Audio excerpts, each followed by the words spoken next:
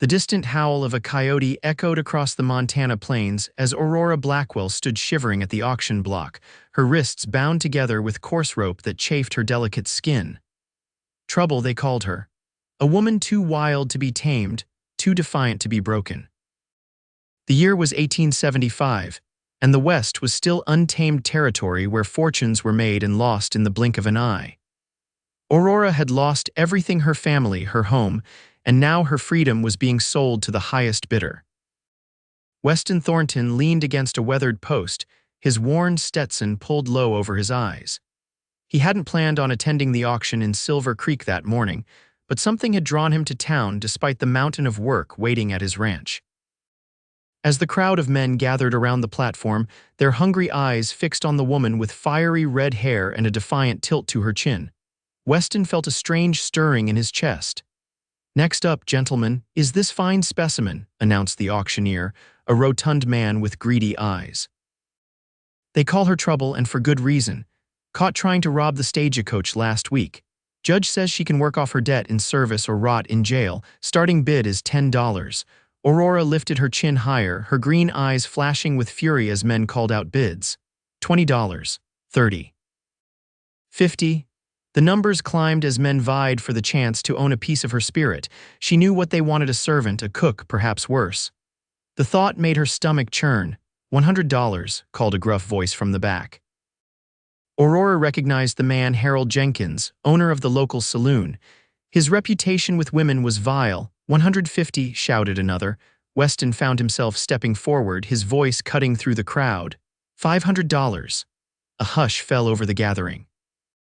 $500 was a small fortune, enough to buy prime cattle or several acres of good land. The auctioneer's eyes widened. $500 going once, going twice, sold to the gentleman in the brown hat. As Weston approached the platform to claim his purchase, his eyes locked with Aurora's. In that moment, he knew exactly why he had come to town today. The words escaped his lips before he could stop them, soft enough that only she could hear. "You're the answer to my prayers." Aurora's eyes narrowed. "I'm nobody's answer, mister, and I don't need saving." Weston paid the auctioneer and received the papers that temporarily bound Aurora to his service. 6 months of work to pay her debt to society, the document stated. 6 months on his ranch. "My name is Weston Thornton," he said as he led her toward his wagon. "I own the Double T Ranch about 10 miles north of here." "Aurora Blackwell," she replied stiffly, "but I suspect you'll be calling me Trouble soon enough, just like everyone else." "I prefer Aurora," Weston said, helping her climb onto the wagon seat. He didn't remove her bindings, yet not with so many eyes watching. "And I don't expect trouble unless you give me reason to." "Why did you buy my contract?" Aurora demanded as Weston flicked the reins and the horses began to move. $500 is a lot of money for a ranch hand. "I need help at the ranch," Weston replied simply. "My housekeeper left last month to marry a silver miner in Colorado. The place is falling apart without someone to manage it." Aurora laughed bitterly. "So you want a maid?" "I want someone who won't try to rob me blind," Weston corrected her. Once they were out of town, he pulled a knife from his boot and cut her bindings. "I know about the stagecoach incident. They say you were after the payroll money." Aurora rubbed her wrists, relief flooding through her as the blood returned to her fingers. "They say a lot of things." "Were you guilty?" Aurora stared straight ahead. "Would it matter if I said no?" Weston considered this. "I believe in judging people by their actions, not their reputation. You'll have a fresh start at the Double T. How you use it is up to you." The journey to the ranch passed mostly in silence. Aurora took in the vast, rolling landscape, mentally calculating how far she would need to run to reach the next town if she decided to escape. But where would she go? She had no money, no horse, and a reputation that would follow her anywhere she went in Montana territory. As they crested a hill, the Double T Ranch came into view. It was larger than Aurora had expected, a sprawling main house built of sturdy logs, a barn, stables, and several outbuildings. A bunkhouse stood a respectable distance from the main house, where the ranch hands likely slept. Fields stretched out behind the buildings, and in the distance, she could see cattle grazing. "It's bigger than I expected," Aurora admitted.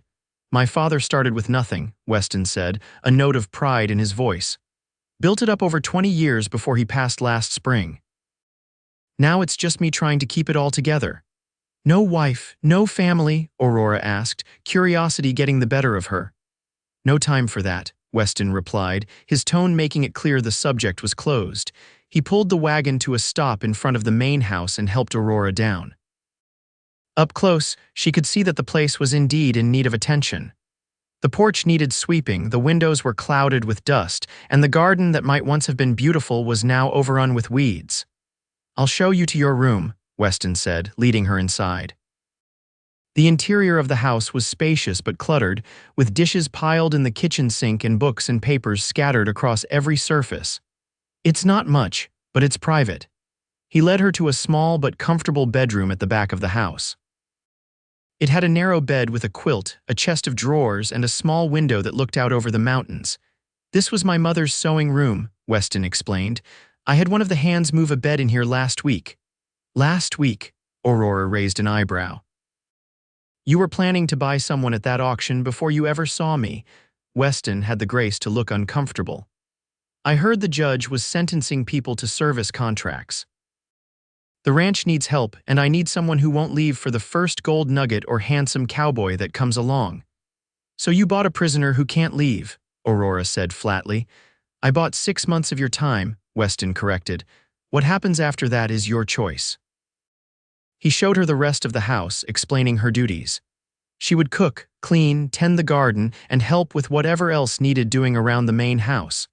She would not be expected to work with the cattle or in the fields. That was the job of the hired hands.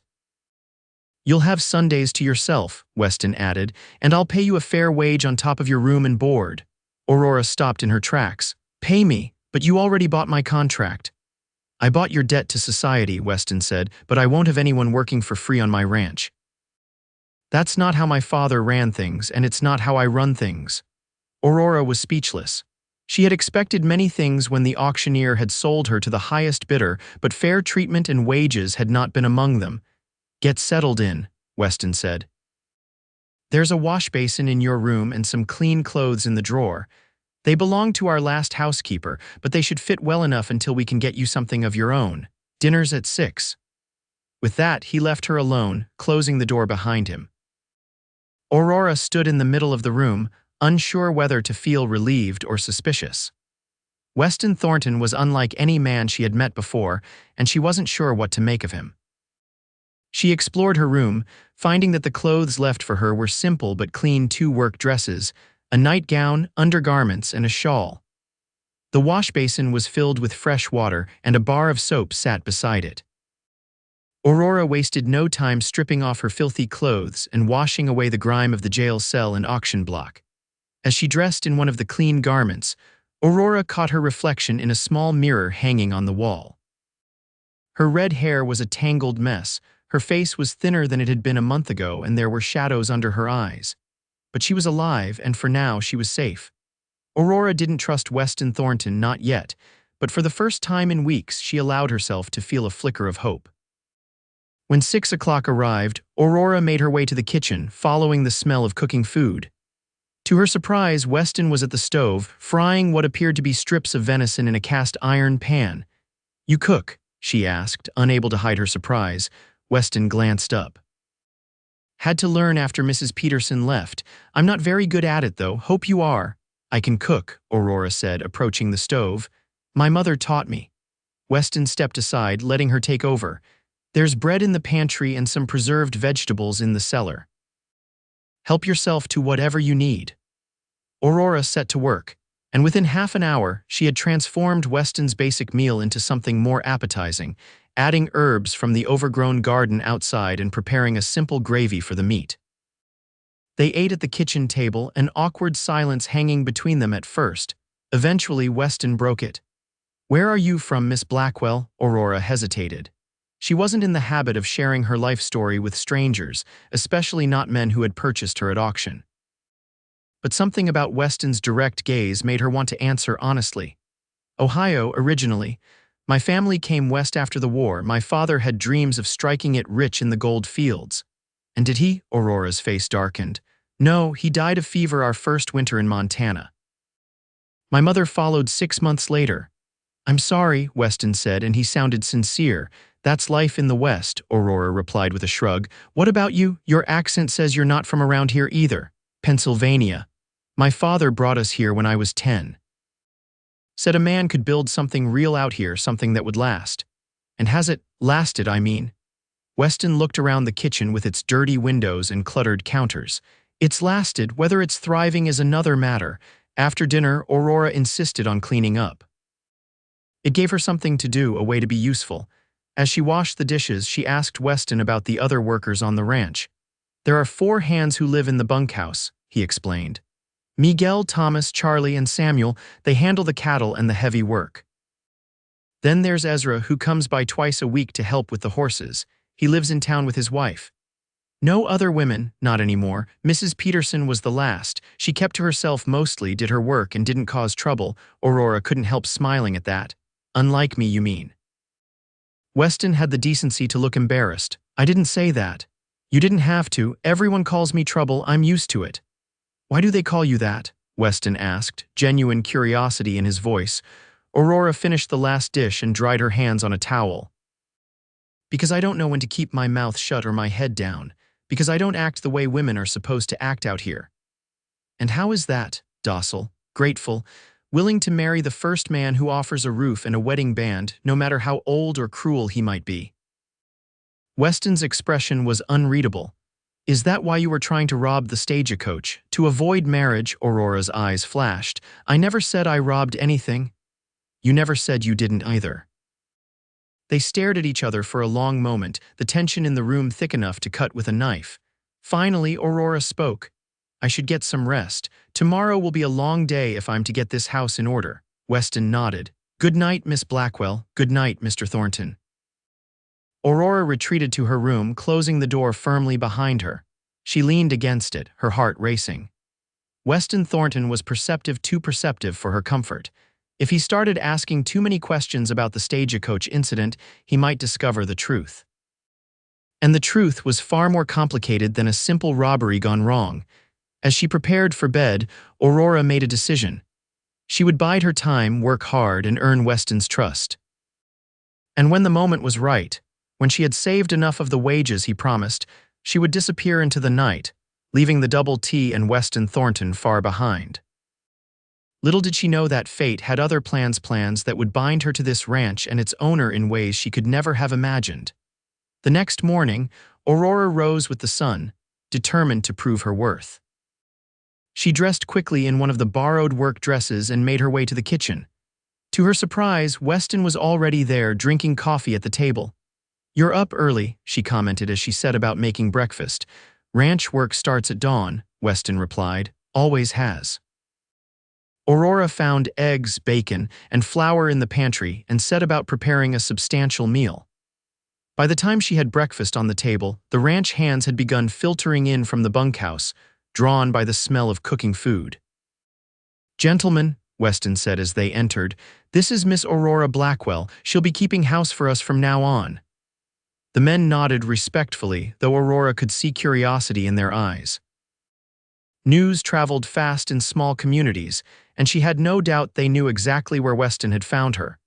Miss Blackwell, this is Miguel Vasquez, my foreman, Weston continued, indicating a weathered man with a neat mustache. And Thomas Green, Charlie Wilson, and Samuel Cooper.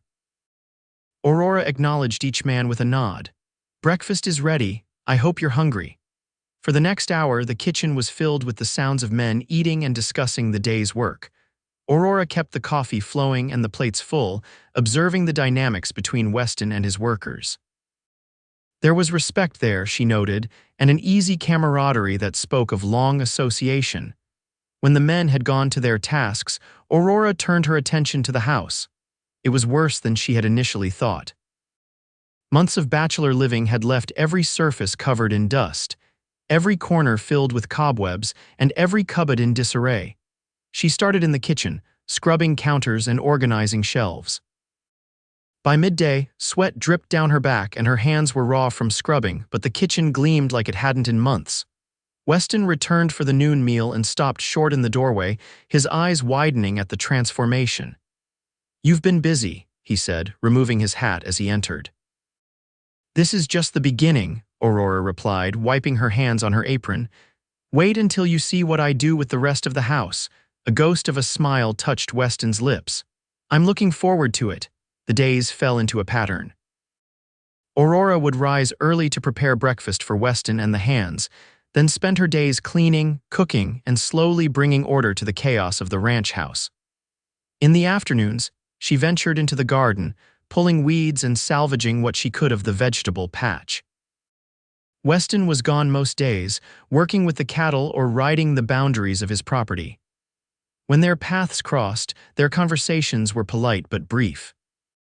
Aurora found herself watching him when he wasn't looking the way he moved with confidence, the quiet authority he commanded among his men, the gentleness he showed to the horses. A week passed, then two. The house began to show signs of Aurora's care: clean windows that let in the sunlight, organized bookshelves, freshly washed curtains that snapped in the breeze. The garden, too, was coming back to life under her attention. One evening, as Aurora was bringing in laundry from the line, she heard hoofbeats approaching. Looking up, she saw Weston returning from a day's ride, his horse moving at a leisurely pace. What caught her attention, however, was the figure lying across his saddle, a young calf, its legs bound. Aurora dropped the laundry basket and hurried to meet him as he dismounted. "What happened? Found this little one stuck in a ravine," Weston explained, carefully lifting the calf from his horse. "Mother nowhere in sight, probably taken by wolves. Is it hurt?" Aurora asked, examining the animal with concern. "Just exhausted and hungry, I think. Can you help me get him to the barn?" Together, they carried the calf to a stall lined with fresh hay. Aurora fetched warm water while Weston mixed a special formula he kept for orphaned calves. As they worked side by side to care for the animal, Aurora found herself stealing glances at Weston's profile, the determined set of his jaw, the gentle way his hands moved over the calf's trembling body. "You're good with animals," she commented as she watched him coax the calf to drink from a bottle. "Had lots of practice," Weston replied without looking up. "Every spring brings orphans, some make it, some don't. This one's a fighter, though." Aurora reached out to stroke the calf's head. "What will you name him?" Weston looked surprised. "Name him, he's livestock, not a pet." "Everything deserves a name," Aurora insisted. "How about Lucky, since he was lucky you found him?" A smile tugged at the corner of Weston's mouth. "Lucky it is, then." They stayed with the calf until it fell asleep, curled up in the hay with its belly full. As they walked back to the house in the gathering twilight, a comfortable silence fell between them. "Thank you for your help," Weston said as they reached the porch. Aurora shrugged. "It's what neighbors do, isn't it? Help each other." "Neighbors," Weston repeated, his voice thoughtful. "Is that what we are?" "I don't know what we are, Mr. Thornton," Aurora replied honestly. "But I'm not just your prisoner and you're not just my jailer, so neighbors will have to do for now." Weston studied her face in the fading light. "Fair enough, Miss Blackwell, neighbors it is." That night, Aurora lay awake longer than usual, thinking about the way Weston's hands had moved so gently over the calf, about the flash of vulnerability she had seen in his eyes when she had called them neighbors. There was more to Weston Thornton than she had initially believed, and the realization was both intriguing and unsettling. The following Sunday, Aurora took advantage of her day off to explore the ranch. Weston had made it clear that she was free to go wherever she wished on her days of rest, as long as she didn't leave the property. She walked along the creek that ran behind the house, following it up into the foothills. The day was warm, the sky a brilliant blue overhead. Birds sang in the cottonwood trees, and wildflowers dotted the grassy slopes. Aurora found a flat rock by the water and sat down, removing her boots to dangle her feet in the cool current. For the first time in months, she allowed herself to relax completely, to breathe in the clean mountain air and feel the sun on her face. The sound of approaching hoofbeats made her turn. Weston rode toward her, leading a second horse, a pretty chestnut mare with a white blaze on its forehead. "Thought I might find you out here," he called as he dismounted. "Beautiful day for a ride." Aurora eyed the second horse suspiciously. "Are you suggesting I go riding with you, unless you'd rather walk back to the house?" Weston patted the mare's neck. "This is Daisy. Gentlest horse on the ranch. Thought you might like to get to know her." Aurora hesitated. She had grown up around horses in Ohio and was a competent rider, but accepting Weston's invitation felt like crossing a line she wasn't sure she wanted to cross. "Why are you being so kind to me?" she asked bluntly. Weston looked genuinely puzzled. "Would you prefer I wasn't?" "I prefer honesty," Aurora replied. "Most men who buy a woman's contract at auction have certain expectations. You haven't made any demands, haven't even raised your voice to me." "It makes me wonder what you're waiting for." Anger flashed in Weston's eyes. "Is that what you think of me, that I bought you for? For that?" "It's what most would think," Aurora said defensively. Weston took a step closer, his voice low and intense. "Let me be clear, Miss Blackwell. I bought your contract because I needed help at the ranch. Nothing more. I have never forced myself on a woman, and I never will. The fact that you would even suggest it tells me more about the men you've known than it does about me." Aurora felt a flush of shame creep up her neck. "I'm sorry. I shouldn't have assumed." Weston's expression softened slightly. "No, you shouldn't have, but I understand why you did." He gestured to the mare. "The offer to ride still stands, no strings attached." After a moment's hesitation, Aurora nodded. "I'd like that." Weston helped her mount Daisy, his hands firm but respectful as he adjusted the stirrups for her. Then he swung up onto his own horse. A powerful black gelding named Thunder. They rode for hours, Weston showing Aurora the full extent of the Double T Ranch. He pointed out landmarks, told stories about the land and the people who had lived there before him. Aurora found herself laughing at his tales of cattle drives gone wrong and the antics of newborn calves in the spring. As the sun began to dip toward the horizon, they stopped on a ridge overlooking the valley.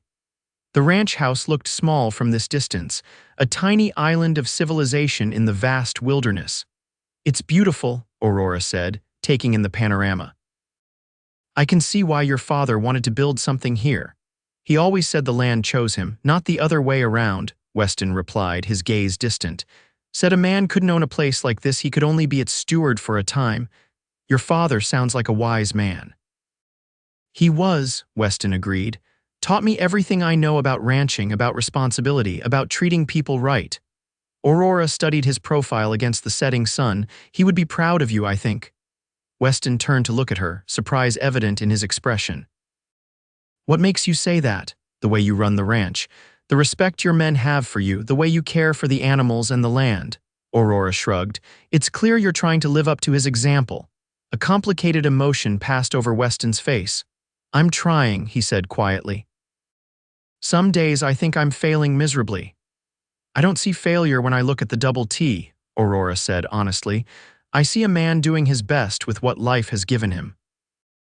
Their eyes met, and for a moment, something electric passed between them, a recognition, a connection that neither had anticipated. Aurora was the first to look away, suddenly aware of her pounding heart. "We should head back," she said, gathering her reins. "It'll be dark soon." Weston nodded, but as they turned their horses toward home, Aurora caught him looking at her with new eyes, as if seeing her clearly for the first time. That evening, after a simple supper that they ate together in companionable silence, Aurora was preparing to retire to her room when Weston cleared his throat. "I've been meaning to ask," he said, his fingers idly turning his coffee cup on the table. "There's a social in town next Saturday. Dance, potluck, that sort of thing. I usually attend good for business to show my face. I was wondering if you might want to come along." Aurora stared at him, taken aback by the invitation. "You want me to go to a social with you?" "Not with me necessarily," Weston clarified quickly. I thought you might enjoy getting off the ranch for an evening, meeting some of the local folks. There aren't many women out this way, and the ones who are here are always happy to welcome a new face." Aurora considered the offer. She had been at the Double T for nearly a month now and hadn't set foot off the property. The thought of a night of music and dancing was tempting. "Won't people talk?" she asked. "About where you found me, people always talk," Weston said with a shrug. "Doesn't mean we have to listen." Aurora found herself smiling. "In that case, I'd be happy to attend the social." "Good," Weston said, looking oddly relieved. "That's good. We'll leave around 4 on Saturday then." As Aurora prepared for bed that night, she found herself wondering what to wear to the social. The work dresses she had been using were serviceable but hardly suitable for a dance. Perhaps she could alter one somehow, add a bit of ribbon or lace to dress it up. She was so lost in these thoughts that she almost missed the soft knock at her door. Opening it, she found Weston standing there, something draped over his arm. "Sorry to disturb you," he said, looking uncomfortable. "But I just remembered. Mrs. Peterson left some things behind when she left, things that wouldn't fit in her trunks. There's a dress here that might suit you for the social, if you don't have anything else." He held out a bundle of deep blue fabric. Aurora took it, unfolding it to reveal a simple but elegant dress of fine wool. It wasn't new or particularly fashionable, but it was far nicer than anything she currently possessed. "It's beautiful," she said, genuinely touched by the gesture. "Thank you." Weston shifted his weight from one foot to the other. "There are some other things too, a shawl, some ribbons for your hair. I'll have one of the boys bring the box to you tomorrow." "That's very thoughtful of you." An awkward silence fell between them. Weston seemed on the verge of saying something more, then thought better of it. "Well, good night then," he said finally, taking a step back. "Good night, Mr. Thornton, and thank you again." As she closed the door, Aurora pressed the dress to her chest, feeling strangely moved by Weston's consideration. It had been a long time since anyone had thought about her comfort or happiness. The days leading up to the social passed quickly. Aurora threw herself into her work with renewed energy, wanting to ensure that everything at the ranch was in perfect order before they left for town. She also spent evenings altering the blue dress to fit her slimmer frame, taking in the waist and shortening the sleeves. Saturday arrived clear and warm. Aurora spent extra time on her appearance, washing her hair with rosemary-scented water and pinning it up in a style that was both practical and flattering. When she finally donned the blue dress, she was pleased to see that her alterations had been successful. It fit, as if it had been made for her. Weston was waiting by the wagon when she emerged from the house. He had clearly made an effort with his own appearance, wearing a clean white shirt, a black vest, and trousers that looked newly pressed. His usual worn hat had been replaced with a newer one, and his boots were polished to a shine. He stared at her for a moment before remembering his manners. "You look very nice, Miss Blackwell." "Thank you," Aurora replied, feeling oddly shy. "You clean up well yourself, Mr. Thornton." Weston helped her into the wagon, his hand lingering on hers for just a moment longer than necessary. The touch sent an unexpected warmth spreading through Aurora's chest. The ride to town was pleasant, the early evening air still warm but with a hint of the coolness to come. They talked easily about the ranch, about the calf Lucky who was thriving under their care, about the weather and the prospects for the coming harvest. As they approached Silver Creek, Aurora felt a flutter of nervousness in her stomach. The last time she had been in town, she had been standing on the auction block, branded as a criminal. How would the townspeople receive her now? Weston seemed to sense her apprehension. "You have nothing to worry about," he assured her. "You're under my protection now." Aurora wanted to protest that she didn't need his protection, but the words died on her lips. The truth was, she was grateful for his presence as they drove down the main street of Silver Creek. The social was being held in the town hall, a modest building that served multiple purposes for the small community.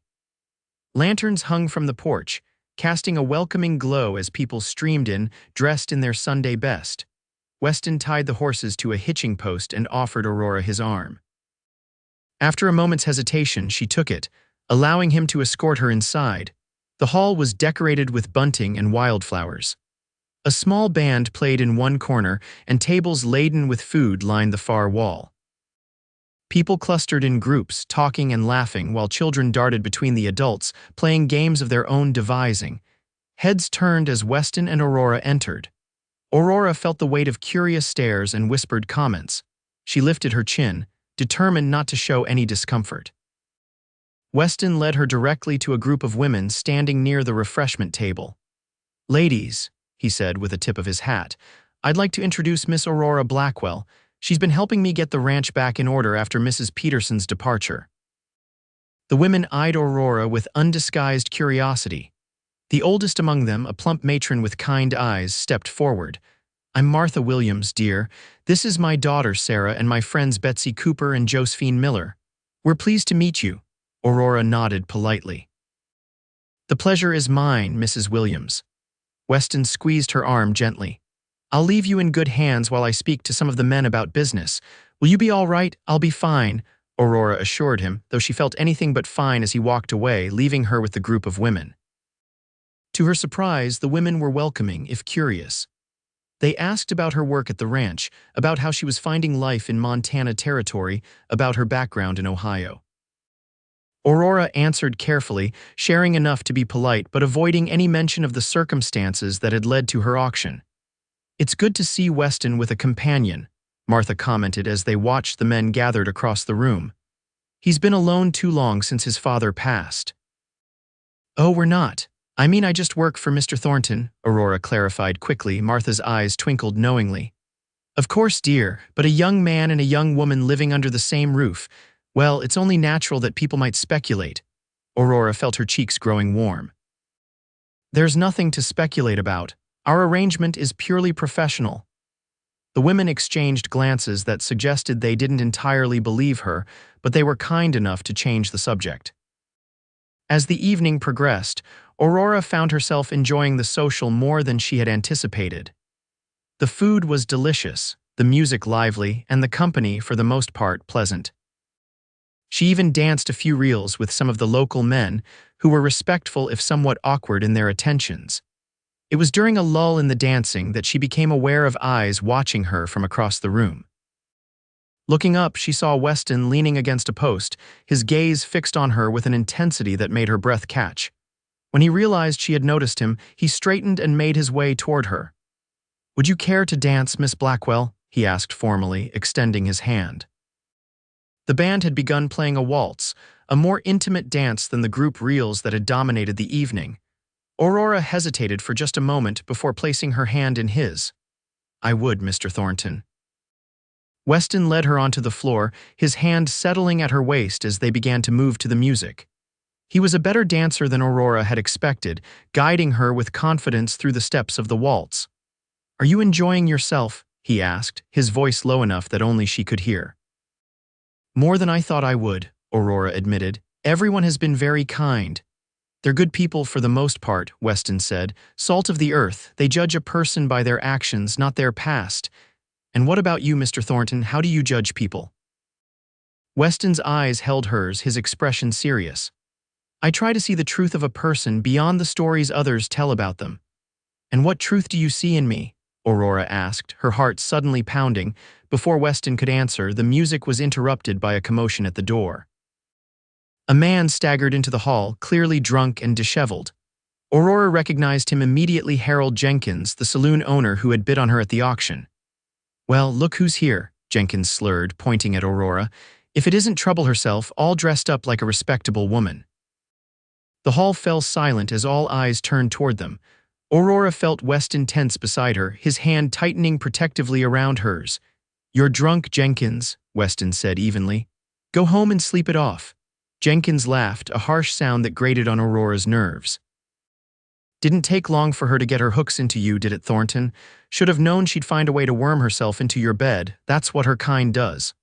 Weston stepped forward, his face hardening.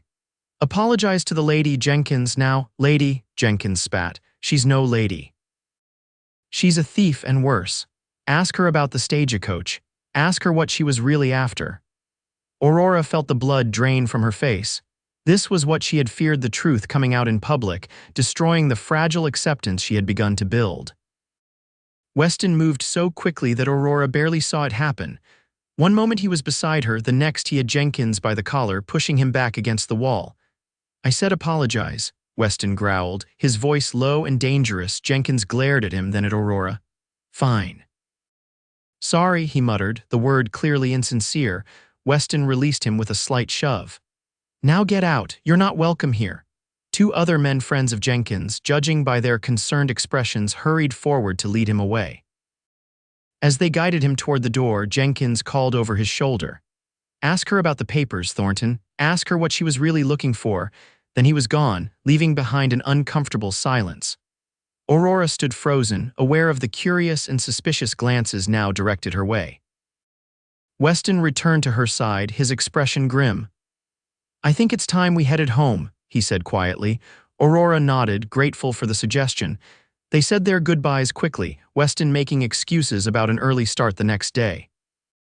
The ride back to the ranch was silent. The easy camaraderie of earlier in the evening replaced by a tension that seemed to grow with each passing mile.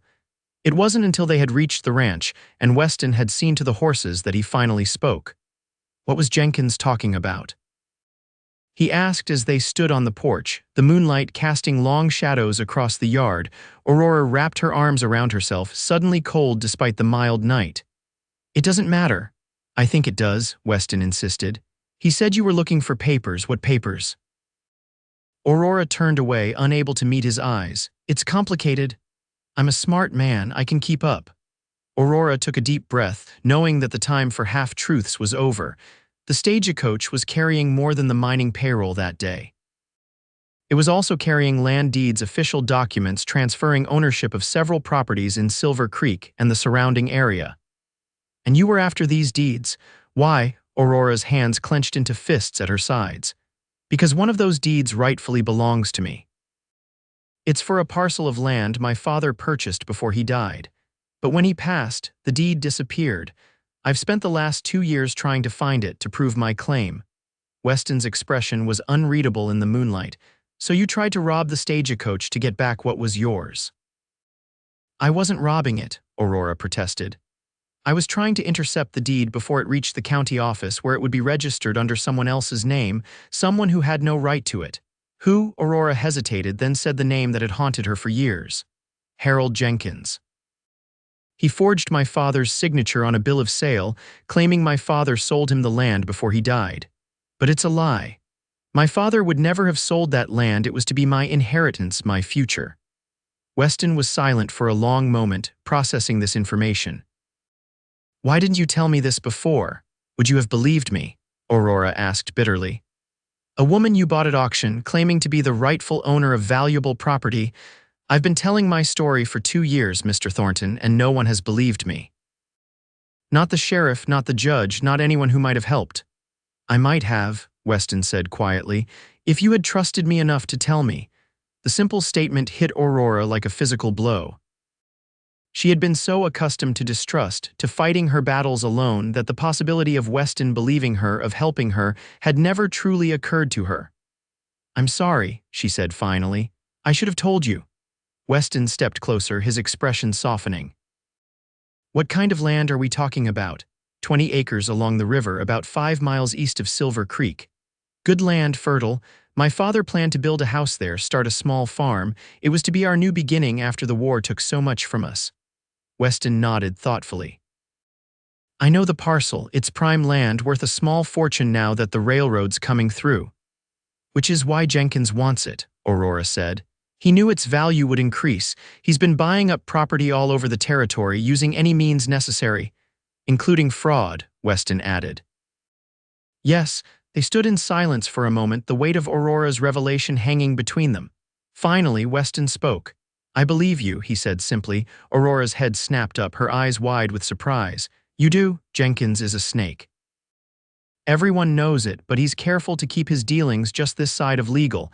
If he forged your father's signature, though, that's a serious crime. I can't prove it, Aurora said, frustration evident in her voice. That's the problem. It's his word against mine, and he's a respected businessman while you're trouble, Weston finished for her, a hint of a smile touching his lips. I'm starting to understand why they call you that. Despite herself, Aurora smiled back. It wasn't the first time I'd confronted Jenkins about the land. Let's just say our previous encounters didn't end well. I can imagine, Weston said dryly. He ran a hand through his hair, thinking, the deed must be at the county office by now. It would have been registered weeks ago. I know, Aurora said, the brief moment of levity fading. I've lost the land for good. All I can do now is serve out my sentence and try to start over somewhere else. Weston was quiet for a moment, his brow furrowed in thought. Maybe not, he said finally. If Jenkins forged your father's signature, there might still be a way to prove it. How? I don't know yet, Weston admitted, but I have friends in town, people who might be willing to help. Will you trust me to look into this? Aurora studied his face, searching for any sign of deception or ulterior motive. She found none, only earnest determination and something else, something warmer that made her heart beat a little faster. Yes, she said softly. I'll trust you. The moment stretched between them, charged with unspoken emotions.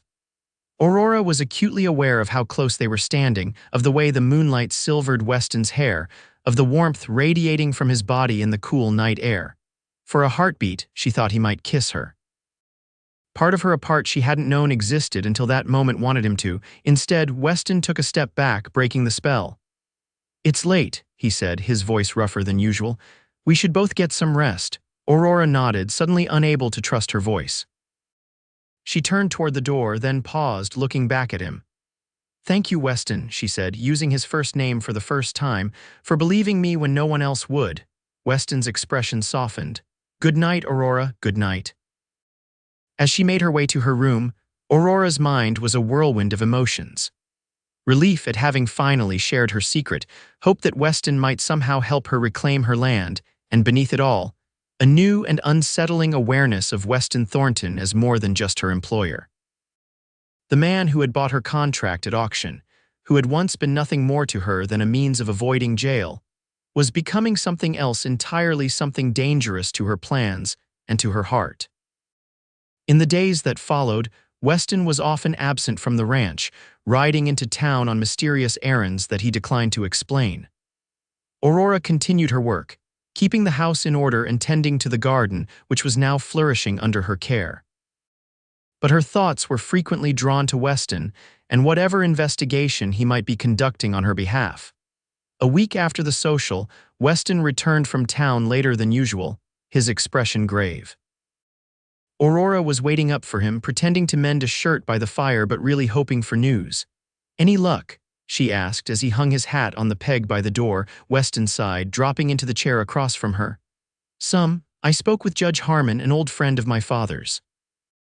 He's willing to look into the matter, but he needs evidence, something more tangible than your word against Jenkins's." Aurora's heart sank. "I told you there is no evidence, that's the problem." "There might be," Weston said, leaning forward. "Did your father keep any records? Letters, journals, anything that might show his intentions for the land?" Aurora thought back to the few possessions she had managed to keep after her parents' deaths. "He had a journal. He wrote in it almost every day, but I don't know if he mentioned the land specifically." "Where is this journal now?" Aurora hesitated. "I've kept it hidden. It's all I have left of him." Understanding softened Weston's expression. "I wouldn't ask if it wasn't important." Aurora nodded. "It's in my room, I'll get it." She returned a few minutes later with a leather-bound book, well-worn and clearly treasured. She handed it to Weston reluctantly, feeling as if she were giving away a piece of herself. "I'll be careful with it," Weston promised, sensing her attachment to the journal. "We'll go through it together if you like." For the next several hours, they sat side by side at the kitchen table, poring over the journal's pages by lamplight. Aurora's father had indeed kept detailed records of his business dealings, including the purchase of the land along the river. "Look at this," Weston said, pointing to an entry dated 2 months before Aurora's father fell ill. "He mentions meeting with the land office to finalize the deed, and here's the amount he paid." Aurora leaned closer, reading the familiar handwriting. "Yes, that's right. And here, a week later, he writes about his plans for the property, the house he wanted to build, the crops he thought would grow best." They continued reading, finding several more entries about the land. In one, Aurora's father specifically mentioned his intention to leave the property to his daughter, stating that he had included this provision in his will. "The will?" Aurora breathed, excitement building in her chest. "I'd forgotten about the will. There was one, I'm sure of it. The doctor who attended my father during his illness witnessed it." "Who was the doctor?" Weston asked. "Dr. Samuel Moore. He had a practice in Silver Creek then, but I heard he moved to Helena a year or so ago." Weston's eyes lit up. "I know Moore, good man. If he witnessed the will, he might remember its contents, and if the will specifically left the land to you, that would be evidence that your father never intended to sell to Jenkins." Aurora felt a spark of hope for the first time in years. "Do you think it's enough?" "It's a start," Weston said cautiously. "I'll ride to Helena tomorrow to speak with Dr. Moore. If he remembers the will, or better yet, has a copy of it, we might have a chance." Aurora impulsively reached out and covered Weston's hand with her own. "I don't know how to thank you for this." Weston turned his hand over, his fingers curling around hers. You don't need to thank me. It's the right thing to do. Their eyes met across the table, and Aurora felt that same electric connection she had experienced on the night of the social. This time there was no drunken interruption, no reason for them to pull away. Slowly, giving her every chance to retreat, Weston leaned forward. Aurora found herself meeting him halfway, drawn by a force she couldn't name or resist. Their lips met in a kiss that was gentle at first, almost hesitant, then deepened as Aurora responded. Weston's hand came up to cup her cheek, his touch reverent as if she were made of the finest porcelain. When they finally broke apart, both were breathing hard. Aurora's heart hammered in her chest, and her thoughts were a chaotic jumble of surprise, desire, and sudden fear. "I'm sorry," Weston said, misinterpreting her expression. "I shouldn't have done that." "No, it's not that," Aurora said quickly. "It's just complicated. I never expected to feel this way about you, about any man. I've been so focused on getting my land back, on building a life for myself." "And now?" Weston asked, his voice low. Aurora met his gaze honestly. "Now I don't know what I want anymore, and that scares me." Weston nodded, understanding in his eyes. "We have time to figure it out. Nothing has to be decided tonight." Aurora smiled gratefully. "Thank you for understanding." They parted soon after, each retreating to their own room, but Aurora found sleep elusive. Her mind kept returning to the kiss, to the gentleness of Weston's touch, to the way he had believed her story without question when everyone else had dismissed her as a troublemaker. Perhaps, she thought as she finally drifted off, there was room in her life for more than just the pursuit of justice. Perhaps there was room for Weston Thornton. The next morning, Weston departed for Helena before dawn, promising to return as soon as possible. He estimated the journey would take 3 days, one to reach the city, one to locate Dr. Moore and gather whatever information he could, and one to return to the ranch. Aurora threw herself into her work during his absence, cleaning areas of the house she had not yet tackled, baking bread and pies to freeze for the coming winter, and spending extra time with Lucky, the orphaned calf who was growing stronger by the day. On the evening of the third day, she found herself watching the road anxiously, straining to hear the sound of approaching hoofbeats. When darkness fell with no sign of Weston, she tried to reassure herself that delays were common, that the journey from Helena was long and could be affected by many factors. But as a fourth day passed with no word, Aurora began to worry in earnest. She questioned the ranch hands, who shared her concern but could offer no explanation for their employer's absence. On the morning of the fifth day, Aurora was in the garden harvesting vegetables when she heard a commotion from the direction of the main road. Looking up, she saw a horse and rider approaching at a gallop, but it wasn't Weston. It was Miguel, the foreman, who had ridden into town the previous day to inquire about Weston's whereabouts. Aurora dropped her basket and ran to meet him, her heart in her throat. "Miguel, what news?" Miguel dismounted, his expression grim. "It's not good, Miss Aurora. Mr. Thornton was attacked on his way back from Helena. They found him yesterday on the trail, badly beaten." Aurora felt the blood drain from her face. Is he alive?" "Yes, but he's hurt bad. They've got him at Doc Wilson's place in town. I came to get you as soon as I heard." Without hesitation, Aurora rushed to the stables, saddling Daisy with hands that shook from fear and anger. Within minutes, she was galloping toward Silver Creek, Miguel struggling to keep pace behind her. The doctor's house was a small white building at the edge of town. Aurora practically fell from her horse in her haste to get inside. The doctor's wife, a kindly woman named Eliza, met her at the door. "He's resting," she said, leading Aurora to a back room. "The doctor has done all he can. Now it's up to time and Weston's own strength." Weston lay on a narrow bed, his face swollen and bruised almost beyond recognition.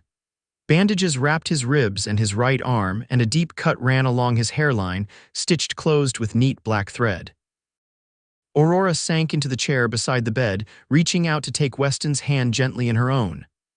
"What happened?" she asked, her voice barely above a whisper. Dr. Wilson, a tall man with graying hair, appeared in the doorway. "He was ambushed about 10 miles outside of town. Robbed and beaten, then left for dead.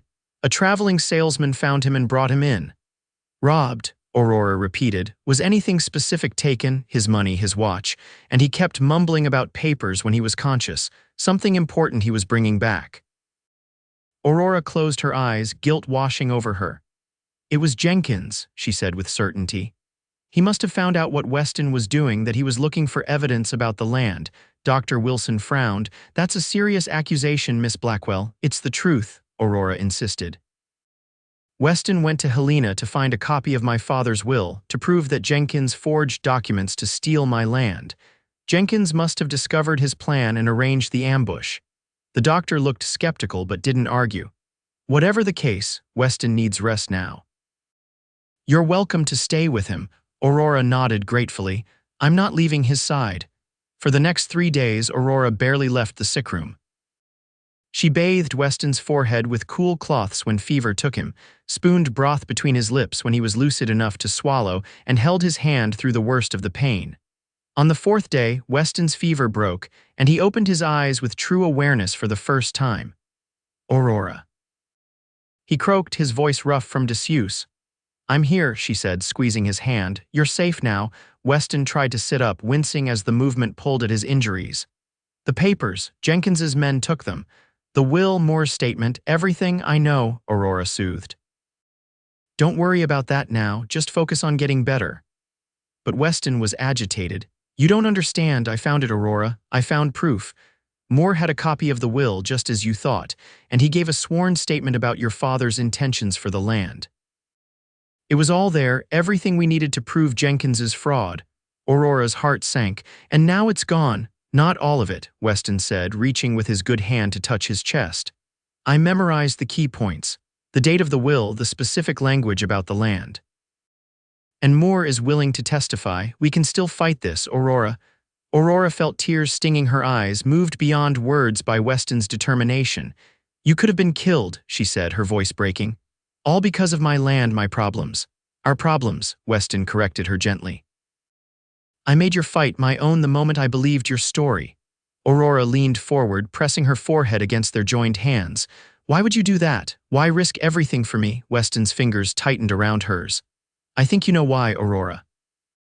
She did know, had known perhaps since that day by the creek when he had shown her the full beauty of the ranch.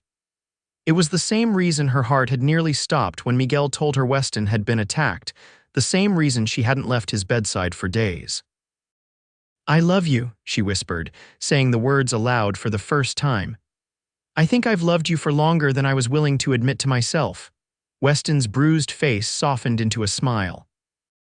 Then we're both fools, because I've loved you since the day you stood in my kitchen and called me your neighbor. Aurora laughed through her tears, leaning forward to place the gentlest of kisses on his lips. We'll get the land back, she promised, together, and then we'll decide what comes next. I already know what comes next, Weston said, his eyes serious despite his smile, but first we have a snake to deal with. As Weston recovered, a plan began to take shape. Dr. Moore, informed of the attack, agreed to travel to Silver Creek to testify about the will. Judge Harmon, convinced by Weston's account and Moore's corroboration, issued a temporary injunction preventing Jenkins from developing or selling the disputed land until the matter could be fully investigated. Jenkins, furious at this turn of events, became increasingly reckless. He made threats against Weston and Aurora, hired men to intimidate Dr. Moore, and even attempted to bribe Judge Harmon. All of this worked against him. The more Jenkins protested and schemed, the more the townspeople began to question his version of events.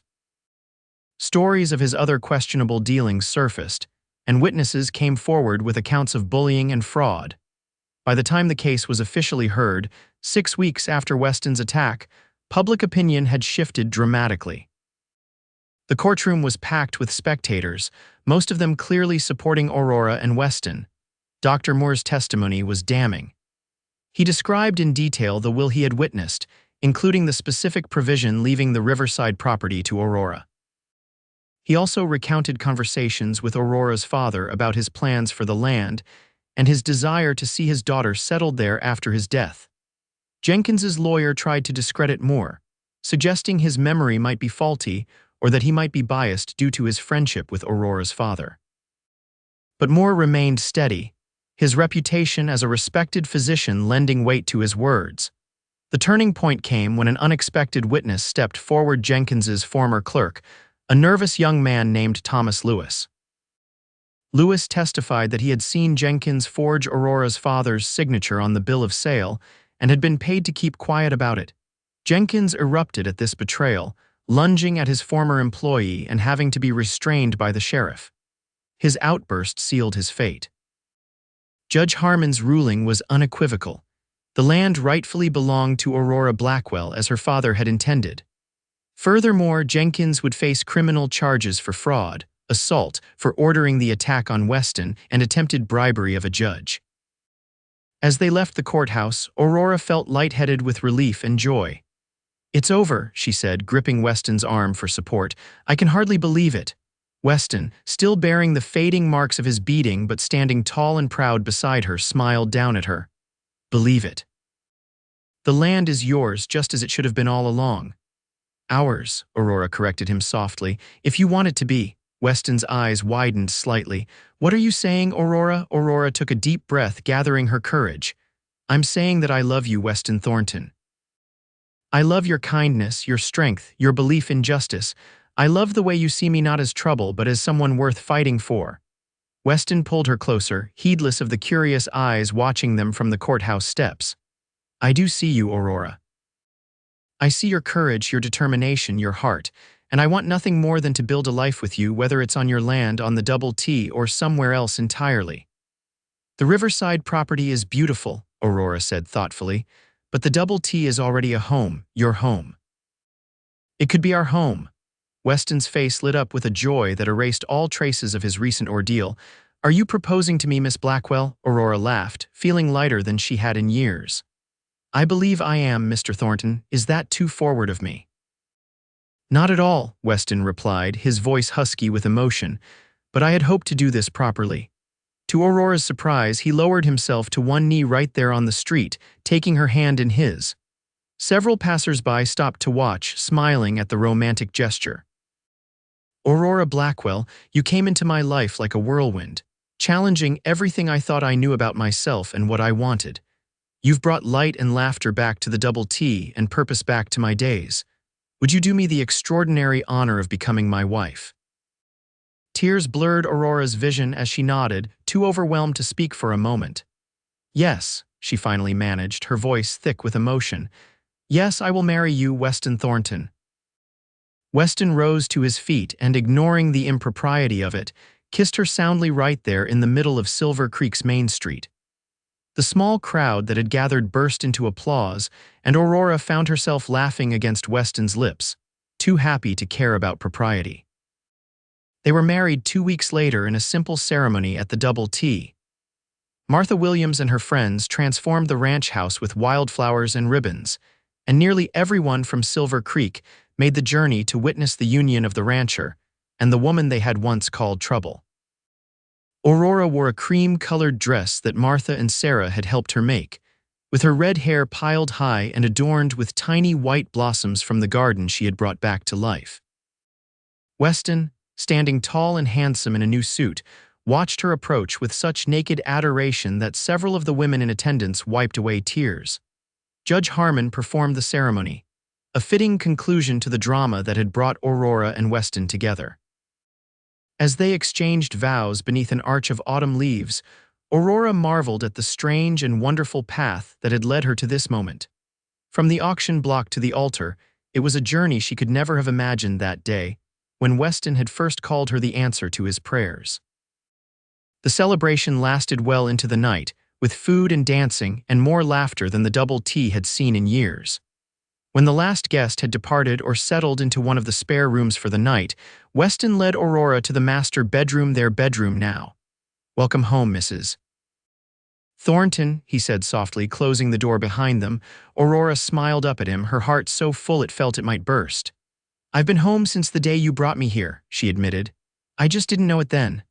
Their kiss was tender, a promise of the life they would build together. As Aurora melted into her husband's embrace, she silently thanked whatever twist of fate had brought her to that auction block in Silver Creek, and whatever impulse had led Weston to call out that fateful bid. They had found in each other not just love, but redemption, purpose, and a future brighter than either had dared to hope for. 1 year later, Aurora stood on the porch of the Double T, watching as Weston rode in from the fields, leading a beautiful dappled mare. Her hand rested on the gentle swell of her belly, where their first child grew stronger each day. The ranch had prospered under their joint care. The house was always clean and welcoming, the garden abundant with vegetables and flowers. Aurora had used some of the money from the sale of the riverside property, sold to a family with young children who would build the home. Her father had envisioned to renovate the kitchen and add a nursery adjacent to the master bedroom. Weston had expanded the herd, purchased new breeding stock, and hired additional hands to manage the increased workload. The Double T was becoming one of the most successful ranches in the territory, known for its fair treatment of workers and quality livestock. As Weston dismounted and strode toward her, his face lighting up at the sight of his wife, Aurora reflected on how much had changed in such a short time. The woman they had called Trouble had found peace at last, in the arms of a man who had seen beyond her reputation to the person she truly was. "How are my two favorite people today?" Weston asked, placing his hand over hers on her belly. "We're perfect," Aurora replied, leaning into his embrace. "Even better now that you're home." "I have something for you," Weston said, leading her to the mare he had brought from the fields. "She's gentle but spirited, reminded me of someone I know." Aurora stroked the horse's velvety nose, delighted by the gift. "She's beautiful. Does she have a name?" "I thought we might call her Blessing," Weston suggested, "because that's what you've been in my life." Aurora turned to her husband, wrapping her arms around his neck. "And you in mine, my unexpected blessing." As they stood together in the golden light of the setting sun, Aurora thought about the words Weston had spoken on the auction block the day their story began. She had been the answer to his prayers, though neither of them had known it then. And he had been the answer to prayers she hadn't even known she was making for justice, for home, for love. They had found all three together at the Double T Ranch, building a legacy of love that would endure long after the Wild West had been tamed.